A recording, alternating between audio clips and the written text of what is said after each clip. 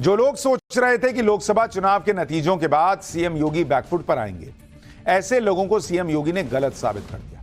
नतीजों के बाद तो सीएम योगी के एक्शन और बढ़ गए और वो ताबड़तोड़ कार्रवाई कर रहे हैं। एक तरफ तो बाबा का बुलडोजर टॉप गियर में है और आज आजम खान के महल तक पहुंच गया, तो दूसरी तरफ हाथरस भगदड़ मामले को लेकर भी सीएम योगी ने तगड़ा एक्शन लेकर सबकी बोलती बंद कर दी। हाथरस में सत्संग के दौरान भगदड़ मचने से 121 लोगों को जान गंवानी पड़ी। इस घटना को लेकर सीएम योगी के निर्देश पर बनी एसआईटी ने अपनी रिपोर्ट सौंप दी और अपनी जांच रिपोर्ट में एसआईटी ने घटना को लेकर क्या क्या बताया है, इसके बारे में आगे विस्तार से बताऊंगा। लेकिन पहले देखिए एसआईटी की रिपोर्ट मिलते ही सीएम योगी कैसे तुरंत एक्शन में आ गए। हाथरस में मची भगदड़ के लिए लापरवाही बरतने के आरोप में 6 अधिकारियों को सस्पेंड कर दिया गया, जिनमें उस सिकंदरा राव के एसडीएम का नाम भी शामिल है। सिकंदरा राव इलाके में ही सत्संग के दौरान भगदड़ मची थी। एसडीएम के अलावा इलाके के सीओ यानी सर्कल ऑफिसर, थानाध्यक्ष, तहसीलदार और उस इलाके में पड़ने वाली 2 पुलिस चौकियों के प्रभारियों को भी सस्पेंड कर दिया गया है।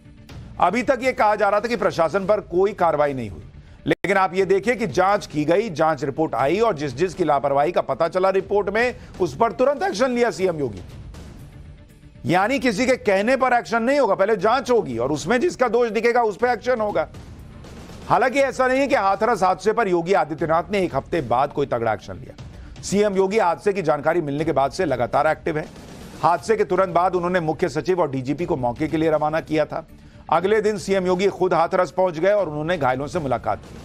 हादसे में मारे गए लोगों और घायलों के लिए आर्थिक मदद का भी ऐलान कर दिया गया था। इसके साथ ही हादसे की जांच के लिए एसआईटी का गठन किया गया, जिसने अपनी रिपोर्ट कहा जा रहा है कि सीएम योगी को सौंप दी है। एसआईटी ने इस रिपोर्ट को तैयार करने के लिए 2 जुलाई को भगदड़ मचने के बाद और 3 और 5 जुलाई को घटना वाली जगह का दौरा किया।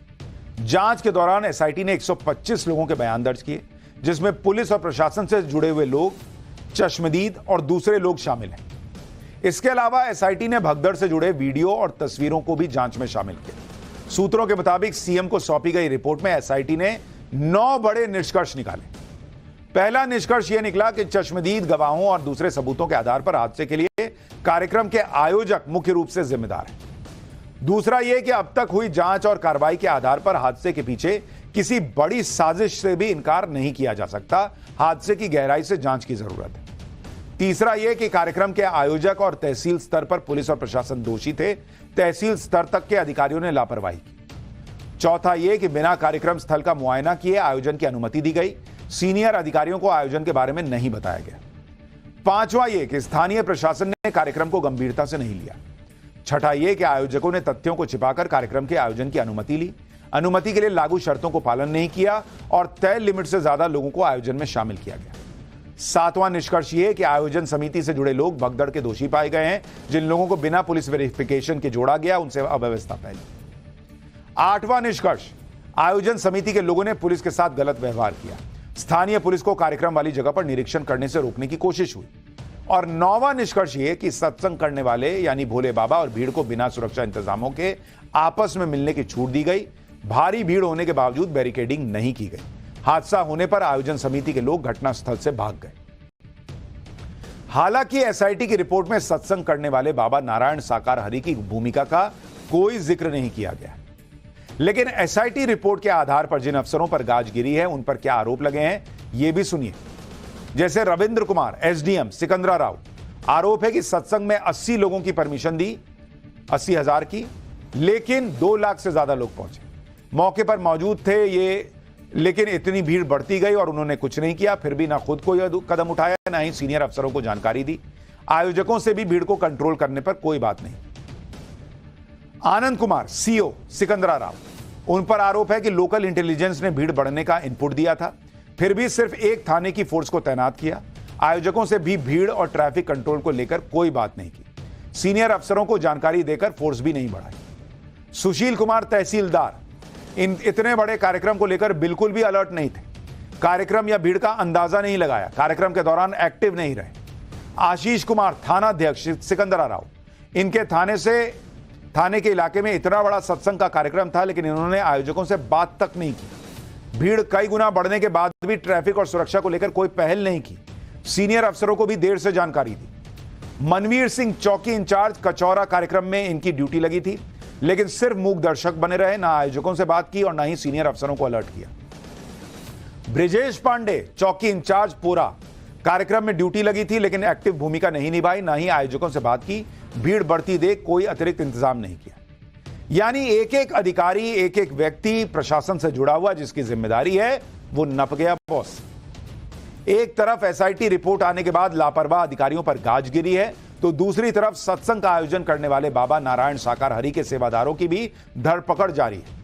पुलिस अब तक मुख्य आरोपी देव प्रकाश मधुकर समेत 11 सेवादारों को गिरफ्तार कर चुकी है। एसआईटी ने भी अपनी रिपोर्ट में सत्संग का आयोजन करने वालों को हादसे का जिम्मेदार बताया है और हाथरस में 2 जुलाई को जिस सत्संग में भगदड़ मची उसका आयोजन बाबा के सेवादारों ने ही किया था। एसआईटी ने भले ही घटना के 1 हफ्ते बाद रिपोर्ट सौंपी और उसमें कहा कि हादसे के पीछे किसी बड़ी साजिश से इनकार नहीं किया जा सकता, जबकि सीएम योगी ने यह अंदेशा घटना के अगले ही दिन यानी 3 जुलाई को हाथरस का दौरा करने के बाद हादसे के पीछे साजिश की आशंका जता दी थी। हादसे के बाद सीएम योगी ने क्या कहा था वो भी याद दिलाता हूं, फिर बताऊंगा कैसे सीएम योगी ने ठान लिया कि हाथरस हादसे का सच सामने लाकर रहे। इस प्रकार की घटना केवल एक हादसा नहीं होता, अगर हादसा भी है तो उसके पीछे कौन जिम्मेदार है,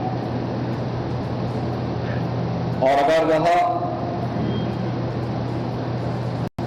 घटना घटित हुई है तो इसके पीछे हादसा नहीं तो साजिश किसकी है। राज्य सरकार ने तय किया है कि हम इसका एक जुडिशियल इंक्वायरी भी करवाएंगे और जुडिशियल इंक्वायरी हाईकोर्ट के एक रिटायर्ड जज की अध्यक्षता में होगी, जिसमें प्रशासन और पुलिस के भी रिटायर्ड सीनियर अधिकारियों को रख करके इस पूरी घटना की तह में जाकर के जो भी इसके लिए दोषी होगा उन्हें इसकी सजा देना। यानी सिर्फ साजिश ही नहीं, सीएम योगी ये भी अंदाजा लगा चुके थे कि हाथरस हादसे का सच सामने लाने के लिए गहराई से जांच करने की जरूरत पड़ सकती है, जिसका जिक्र एसआईटी ने भी अपनी रिपोर्ट में किया है। हालांकि सीएम योगी पहले ही हाथरस हादसे की गहराई से जांच का इंतजाम कर चुके हैं। सीएम योगी के निर्देश पर बनाए गए न्यायिक आयोग ने हाथरस हादसे की जांच शुरू भी कर दी है और यह आयोग 2 महीने में जांच पूरी कर अपनी रिपोर्ट योगी सरकार को सौंपने वाला है। सूत्रों के मुताबिक न्यायिक आयोग जिन 4 पॉइंट्स पर जांच करेगा उनमें पहला यह है कि कार्यक्रम के आयोजकों ने प्रशासन की तरफ से दी गई अनुमति और उसकी शर्तों का पालन किया या नहीं किया। दूसरा यह कि यह कोई दुर्घटना है या कोई साजिश या कोई दूसरी कोई सुनियोजित आपराधिक घटना।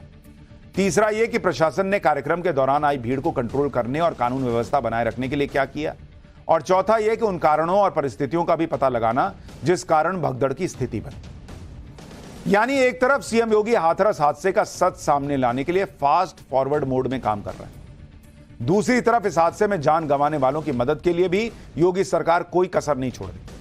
हादसे के बाद योगी सरकार ने मारे गए लोगों के परिवार के लिए 2 लाख रुपए की मदद का ऐलान किया और अब योगी आदित्यनाथ ने पीड़ित परिवारों को राज्य सरकार की योजनाओं के जरिए मदद पहुंचाने का ऐलान किया है, प्लान तैयार किया है। एक मुश्त धनराशि सरकार ने दी वो तो दी ही, इसके अलावा हर ऐसी योजना जिसके तहत मृतक परिवारों को या घायलों को हम लोग सहायता कर सकते हैं हमें करना चाहिए। तो आज समाज कल्याण विभाग के सभी अधिकारियों को मैंने बुलाया। 19 जिले प्रभावित हैं जहां पे मृतक परिवार हैं। हर घर पे हमारे अधिकारी जाएंगे, जाकर के सूची। इस रिजॉर्ट में